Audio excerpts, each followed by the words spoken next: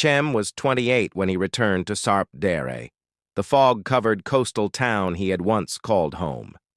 Years in Istanbul had dulled the memories of this place, until his mother's sudden illness and her passing left him the old house at the edge of the woods. Something about that house stirred unease in him. He hadn't stepped foot in it since he was a child.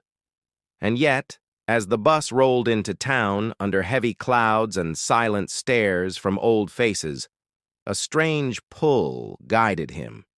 The air smelled of salt and earth. Every step he took felt watched. At the entrance of the town, Halil, an old man who seemed to have aged twice as much as the town itself, stood waiting. "I knew you'd come back," he muttered. "The house. It calls." Cem forced a smile. "Good to see you too, Halil Dadi." But Halil's face remained grave. Not everything buried stays gone. The house stood exactly as he remembered, perhaps worse. Moss crept up its stone walls, and the windows wept condensation like old souls crying.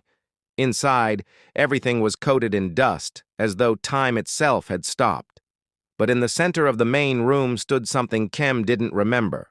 A large antique mirror, tall and elegant, its frame carved with symbols he couldn't decipher. The mirror unsettled him. Whenever he looked into it, he saw movement, a flicker of a shadow, something that should have been behind him, but wasn't. At night, the mirror seemed almost to breathe, like a heartbeat in the dark.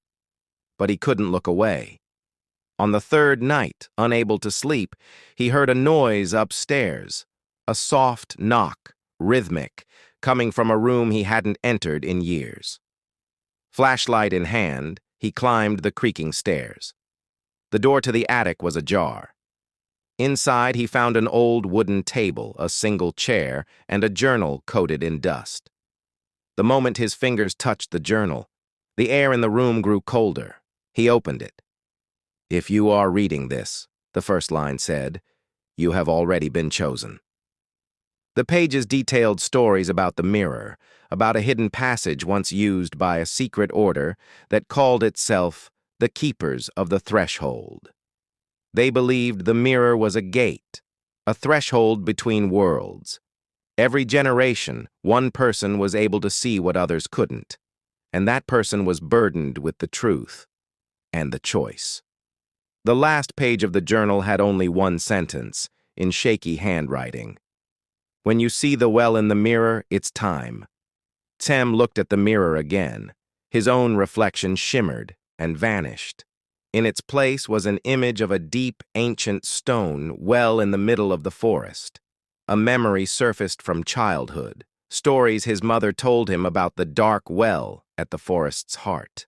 She had always warned him never to go there. "It doesn't just show you darkness," she'd said. "It remembers yours." At dawn, Cem followed the trail. The forest was oddly quiet. No birds, no wind. Just trees that seemed to lean in and whisper. He reached the well, now crumbling with age but unmistakable. Peering in, he saw nothing but swirling mist. Then, footsteps. Behind him, Halil Dadi. "Don't do this, Evlat. Your grandfather went in.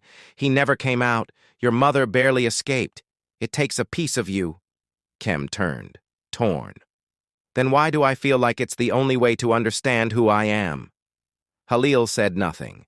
He only watched as Cem drew the symbols from the journal around the edge of the well. The earth shook, the mist thickened. A light flashed, and Cem fell. He landed on soft soil in a place with no sky. The world was tinted gray, as though drained of all color. All around him, shadows moved like living memories. Some whispered, some wept. Others simply watched. One shadow broke away from the rest. It didn't walk, it glided. "You seek truth," it said in a voice that echoed from within. "Then you must face what was hidden." Faces emerged from the fog. His grandfather, his mother, versions of himself, angrier, colder, darker. They spoke of secrets, betrayals, fears, choices made and forgotten. The mirror had never shown ghosts. It had shown truths unspoken, wounds buried too deep. "You can leave," the voice said, "but something must stay." Chem's chest tightened. "What must I give?" "Your reflection. In that place, your reflection was your story, your self-image.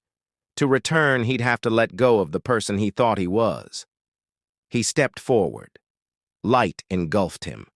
He awoke on the floor in front of the shattered mirror. The journal was gone. The symbols on the frame had faded.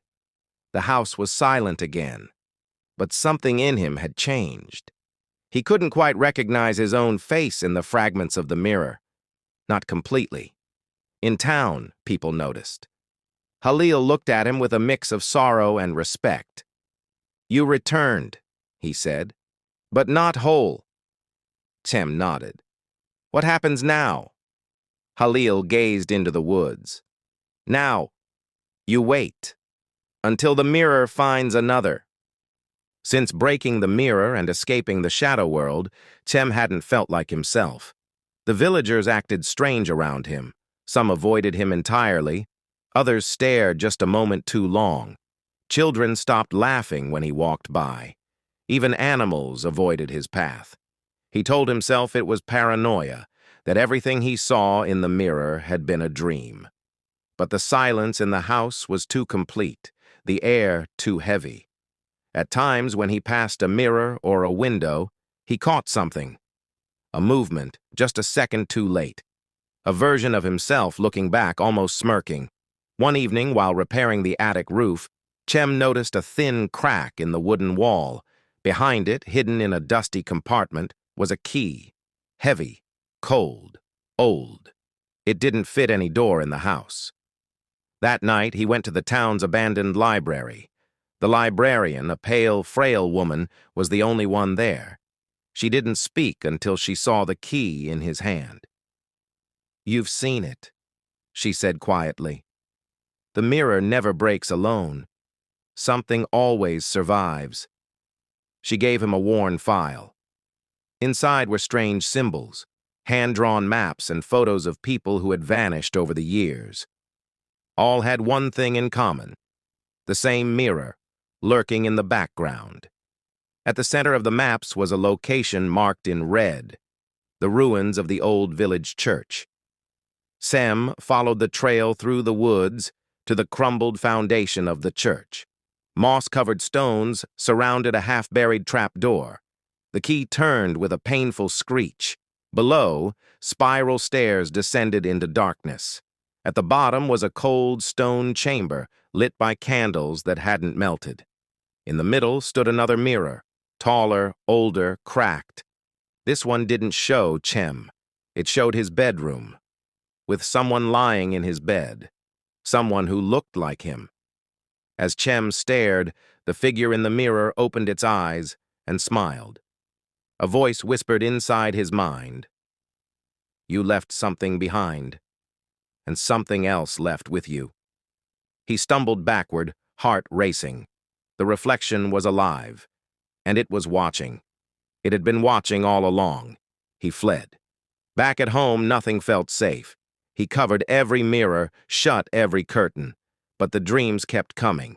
The same face, the same smile. One morning, Halil Dede appeared at his door. His hands trembled as he handed Cem an old photograph. Cem's grandfather, his mother, and a child. But the year on the back read 1956. The child in the photo looked exactly like Cem. "This can't be me," Cem whispered. Halil's eyes were full of quiet sadness. "Maybe you're not who you think you are. Maybe the real Cem never came back."